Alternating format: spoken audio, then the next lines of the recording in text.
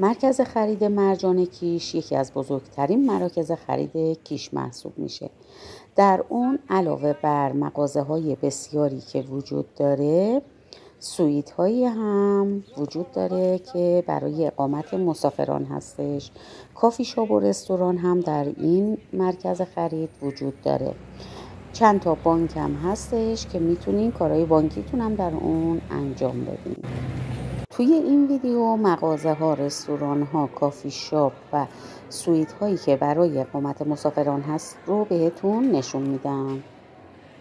بازار مرجان کیش یکی از قدیمی ترین مراکز خرید کیش هستش. در سال 1370 تأسیس شده و در بخش شرقی جزیره کیش هستش.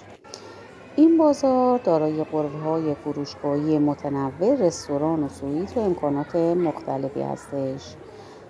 در نزدیکی پارک ساحلی مرجان قرار داره و تنوع محصولات در این مرکز بسیار زیاد هستش. قیمت ها در بازار مرجان کیش تنوع زیادی داره.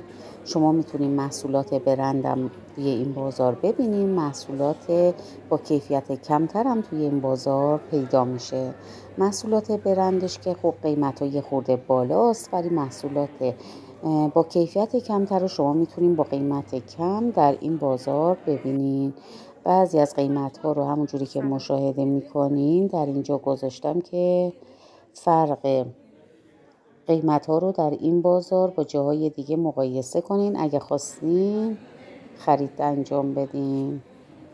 در ویدیوهای قبلی مراکز خرید زیتون، ونوس، میکامال رو گذاشتم. این هم مرکز خرید مرجان کیش هستش و بقیه مراکز خرید رو در ویدیوهای بعدی براتون میذارم. سابسکرایب کنین که داشته باشین بقیه مراکز خرید رو هم ببینین.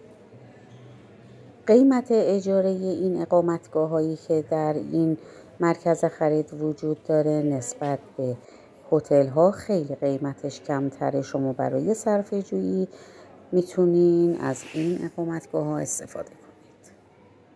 در پایان این ویدیو عکسشو گذاشتم، میتونین ببینید.